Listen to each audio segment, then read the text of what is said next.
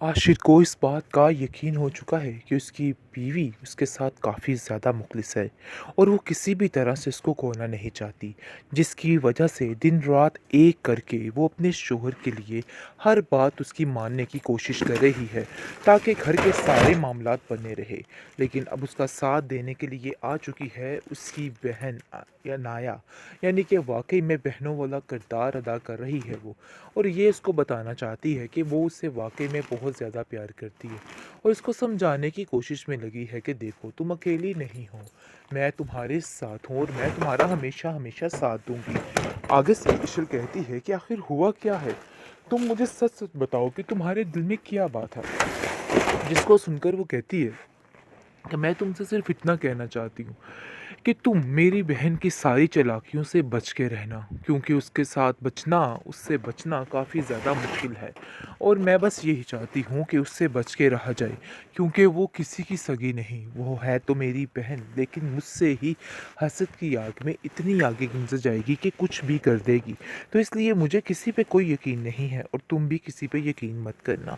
लेकिन कहीं न कहीं इस चीज़ का अंदाज़ा हो चुका है इशल को कि कोई ना कोई ऐसी वजह तो ज़रूर है जिसकी वजह से ये सारा कुछ हो रहा है और काफ़ी ज़्यादा परेशान हो चुकी है अब ये। लेकिन फिर भी वो खामोशी से देख रही है कि आखिर वजह क्या है, क्यों वो ये सब कुछ करने की कोशिश कर रही है। कुछ ना कुछ तो है उसके दिल में जो छुपा बैठा है, लेकिन फिर भी कुछ कह नहीं पा रही, क्योंकि वो समझ चुकी है कि अगर इसने कुछ कहा तो मामलात उसके लिए कितने ख़राब हो जाएंगे और उसकी बहन आगे ही उसकी जान की दुश्मन बनी हुई है और वो कभी किसी तरह भी नहीं चाहेगी कि ये सारे मामलात जो हैं उसके हक में हों। इसलिए वो साफ-साफ कहती है कि देखो शैला भाभी, मैं आपसे सच-सच कहना चाहती हूँ। आपको अब अपना बहुत ज़्यादा ख़्याल रखना होगा, क्योंकि आप नहीं समझती हैं कि यहाँ पे कुछ भी हो सकता है। ये लोग इस हद तक गिर सकते हैं कि अपनी आय पर आके कुछ भी कर सकते हैं। मुझे तो इस चीज़ का यकीन ही नहीं था कि लोग इस कदर गिर जाएँगे कि हर चीज़ मरिया मेट कर देंगे। मुझे तो इन सब बातों का आइडिया ही नहीं था। बहरहाल जी, आप देखेंगे कि काफ़ी ज़्यादा अनाया की माँ परेशान है और कहती है कि देखो, तुम अपनी बहन के साथ ही जंग लगा के बैठ चुकी हो और मैं तुम्हें इस चीज़ की कतई इजाज़त नहीं देती। मैं तुमसे सिर्फ़ इतना कहना चाहती हूँ कि ये सारी चीज़ें सिर्फ़ और सिर्फ़ बेवकूफ़ी है, इसके अलावा और कुछ भी नहीं। और अगर तुम्हें कुछ करना भी है तो कोई अच्छे और नेक काम करके जाओ।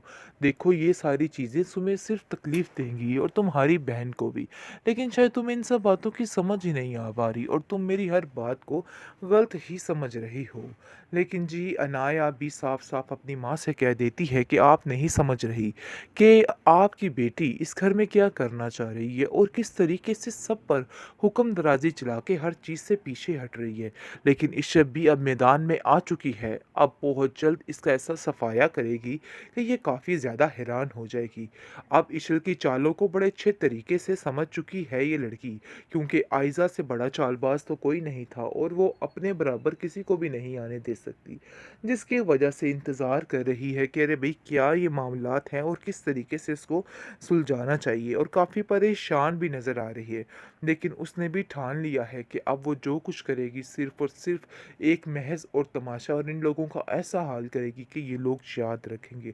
क्योंकि वो जानती है कि अगर ये चीज़ें उसके हाथ से निकल गई ना, तो मामला काफ़ी ख़राब हो जाएगा और वो किसी भी तरह से किसी ख़राब मामले को अपने सर पे नहीं लेना चाहती, बल्कि हर चीज़ को दुरुस्त करना चाहती है और हर चीज़ को अपने अंडर करना चाहती है। लेकिन अनाया ऐसा कभी नहीं चाहेगी कि उसकी बहन बुरे रास्ते पे जाए, बल्कि वो उसको बार-बार समझाने की कोशिश करे। आशिर को इस बात का यकीन हो चुका है कि उसकी बीवी उसके साथ काफ़ी ज़्यादा मुखलिस है और वो किसी भी तरह से उसको खोना नहीं चाहती, जिसकी वजह से दिन रात एक करके वो अपने शोहर के लिए हर बात उसकी मानने की कोशिश कर रही है ताकि घर के सारे मामलात बने रहे।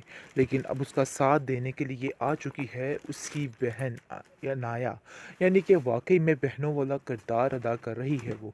और ये इसको बताना चाहती है कि वो उससे वाकई में बहुत ज़्यादा प्यार करती है और इसको समझाने की कोशिश में लगी है कि देखो तुम अकेली नहीं हो, मैं तुम्हारे साथ हूँ और मैं तुम्हारा हमेशा हमेशा साथ दूंगी। आगे से इशल कहती है कि आखिर हुआ क्या है?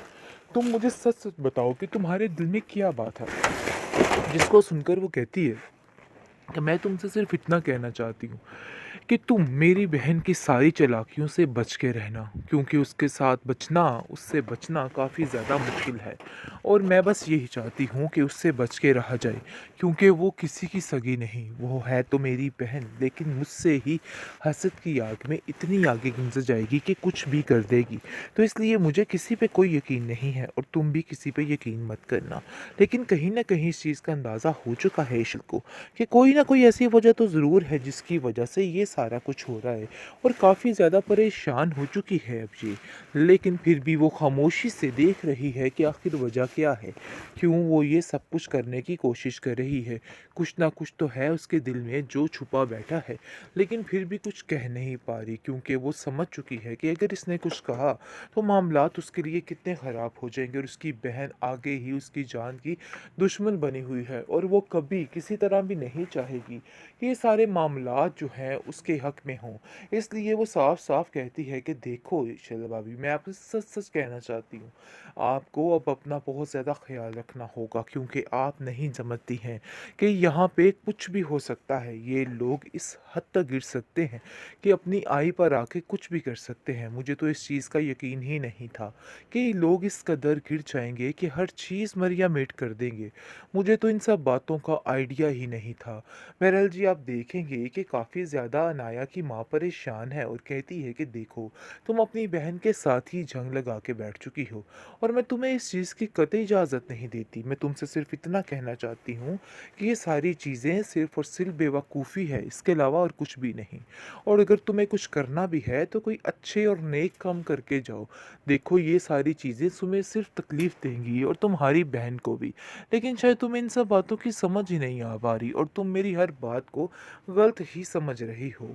लेकिन जी, अनाया भी साफ साफ अपनी माँ से कह देती है कि आप नहीं समझ रही कि आपकी बेटी इस घर में क्या करना चाह रही है, और किस तरीके से सब पर हुक्म दराजी चला के हर चीज़ से पीछे हट रही है। लेकिन इशब भी अब मैदान में आ चुकी है, अब बहुत जल्द इसका ऐसा सफाया करेगी कि ये काफ़ी ज़्यादा हैरान हो जाएगी। अब इशल की चालों को बड़े अच्छे तरीके से समझ चुकी है ये लड़की, क्योंकि आयज़ा से बड़ा चालबाज तो कोई नहीं था, और वो अपने बराबर किसी को भी नहीं आने दे सकती। जिसकी वजह से इंतज़ार कर रही है कि अरे भाई, क्या ये मामलात हैं और किस तरीके से इसको सुलझाना चाहिए, और काफ़ी परेशान भी नज़र आ रही है। लेकिन उसने भी ठान लिया है कि अब वो जो कुछ करेगी सिर्फ़ और सिर्फ़ एक महज़ और तमाशा, और इन लोगों का ऐसा हाल करेगी कि ये लोग याद रखेंगे। क्योंकि वो जानती है कि अगर ये चीज़ें उसके हाथ से निकल गई ना, तो मामला काफ़ी ख़राब हो जाएगा, और वो किसी भी तरह से किसी ख़राब मामले को अपने सर पे नहीं लेना चाहती, बल्कि हर चीज़ को दुरुस्त करना चाहती है, और हर चीज़ को अपने अंडर करना चाहती है। लेकिन अनाया ऐसा कभी नहीं चाहेगी कि उसकी बहन बुरे रास्ते पे जाए, बल्कि वो उसको बार बार समझाने की कोशिश कर रही